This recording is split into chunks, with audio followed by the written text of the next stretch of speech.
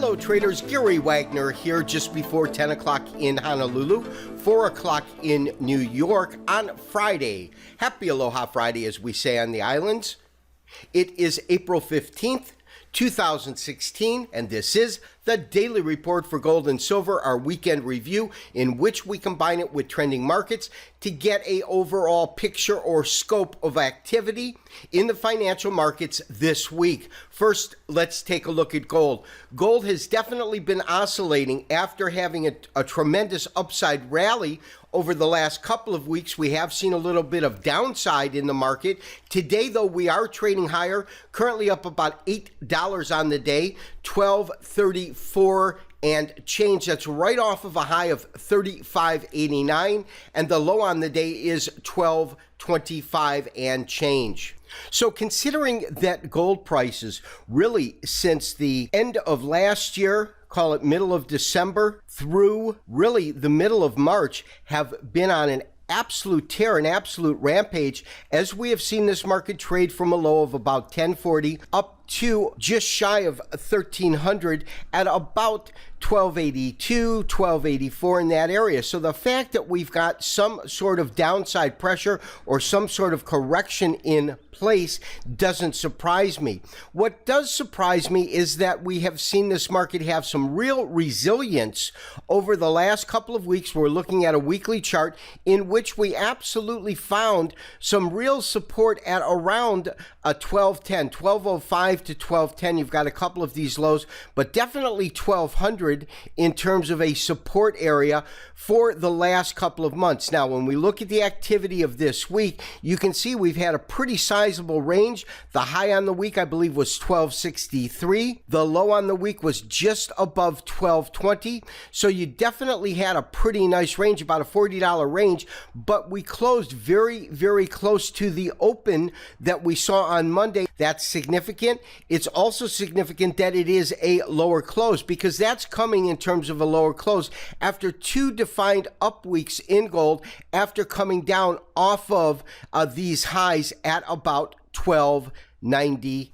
Considering all the recent activity, we can certainly say that the market has gotten into a defined and much more narrow trading range than we have seen really at the beginning of the year, end of last year, because as we just talked about, we had a tremendous spike in which we saw the market trade from absolute lows at 1050 up to these highs at about 1285. We have had a series of retracements that have not been typical in that they have been compression triangles.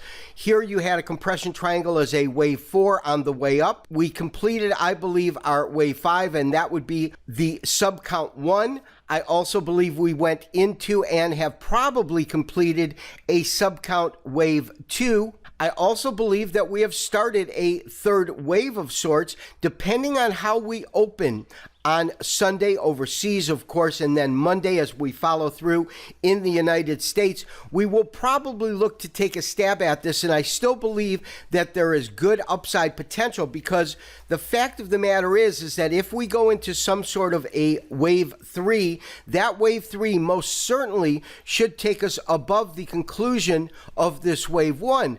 I'm going to look for support and see if this market can return to rally mode, and if it can, I am looking for it to break above $1,300 per ounce.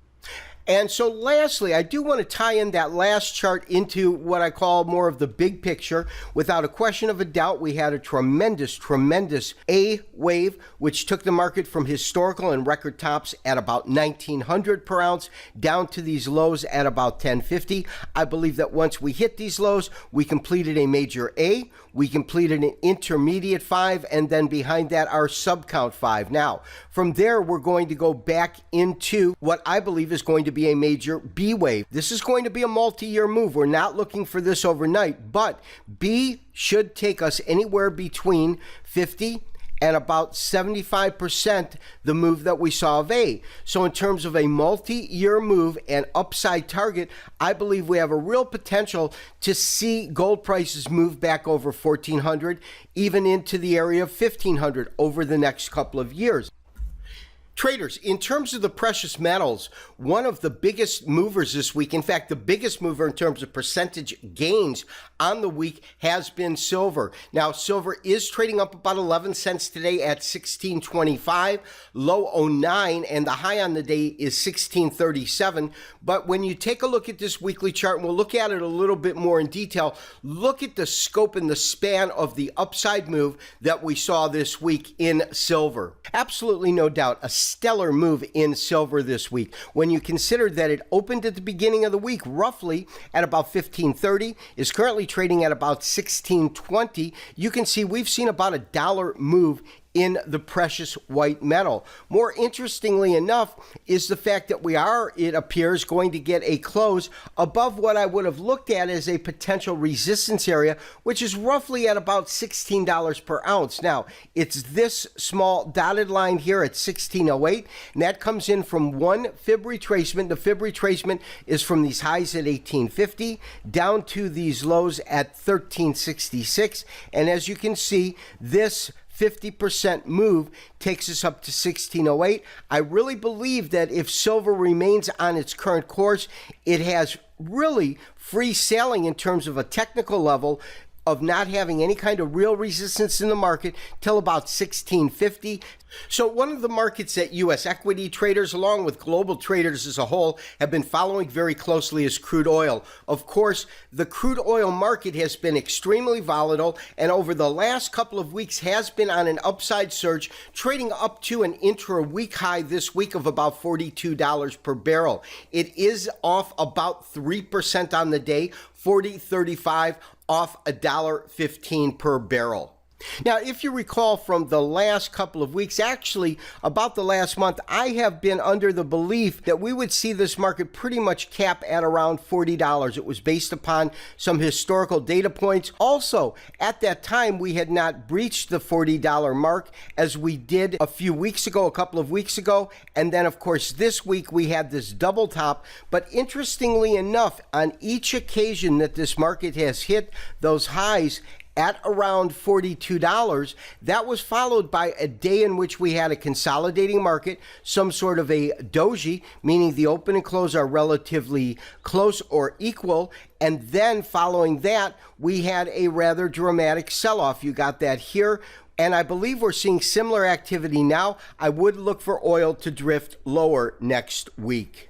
So traders, we are looking at the Dow Jones Industrial Average trading off about 0.25% on the day, off about 40 points. But over the week, we have seen a tremendous rise in U.S. equities vis-a-vis Dow Jones Industrial Average, along with the Standard & Poor's 500. That has had a substantial gain on the week, and we'll look at a weekly chart in a second. But in terms of closing on the week, we will close off, it looks like, by about 4 points at 20.72. There is absolutely no doubt in my mind that the equities markets in the United States will probably take a stab and test these record highs that were achieved back last year when the market vis-a-vis the S&P 500, this of course is the E-mini, hit these tops above 2100. We're trading just shy of that. We're at 2075. So we're not that far off. This weekly chart can show you that we started trading at around 2040 at the beginning of the week, and we've had a solid 30-point rise in the Standard & Poor's over this last week. As you're well aware of, I am simply looking for a place to position ourselves from the long side in this market. As you can see, the market has been trading higher, but over the last couple of days has hit a lot of headwind at around 2080. Those are the highs in the Standard & Poor's today as well as yesterday. We also can characterize the last two trading days as absolutely being a consolidating type market, and that's a type of market we want to look at to see, is it going to either A, dip a little bit and then begin to move higher, or are we just going to consolidate in this area as we did, for example, right in here and then move higher? My sense is that we will move higher, and it is a matter of positioning ourselves. We'll see on Monday as this market opens up if that's the prudent time. Of course, if it is, I will send out a special trade alert recommending the initiation of positions in the Standard & Poor's. So although we have a slight decline in value of the U.S. dollar today, trading trading at 93.71. Overall, we might have possibly seen some support, and we did get a small rise in the dollar this week.